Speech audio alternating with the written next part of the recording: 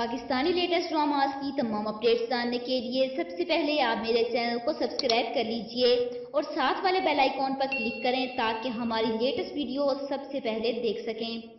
Viewers, drama serial अना की next episode में आप लोग देखेंगे कि इज़ा अपनी जॉब के सिलसिले में एक बार फिर से अपने घर से दूर कहीं सड़क पर खड़ी है और हर बार की तरह अल्तमिश उसके सर पर आकर खड़ा हो जाता है, जिस पर इज़ा गुस्से से कहती है कि अगर आपने मेरा पीछा करना ना छोड़ा तो मैं बिल्कुल भी परवाह नहीं करूँगी कि आप कितने बड़े आदमी हैं। मैं पुलिस के पास जाऊँगी और आपके ख़िलाफ़ रिपोर्ट करूँगी।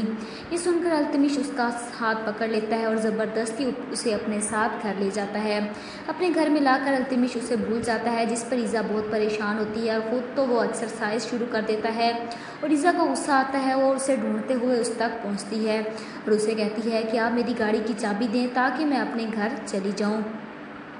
इतनी देर हो गई है, मेरे पेरेंट्स इंतज़ार कर रहे होंगे।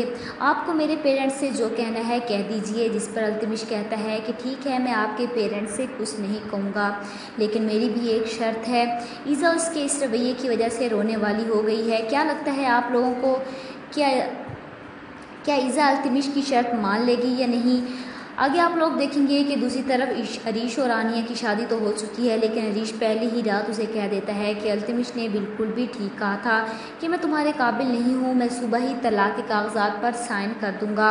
आप लोगों को क्या लगता है, क्या ये तलाक दे देगा या नहीं? कमेंट बॉक्स में अपनी राय का इजहार ज़रूर कीजिएगा और साथ ही साथ मेरे चैनल को सब्सक्राइब कीजिएगा। Thanks for watching.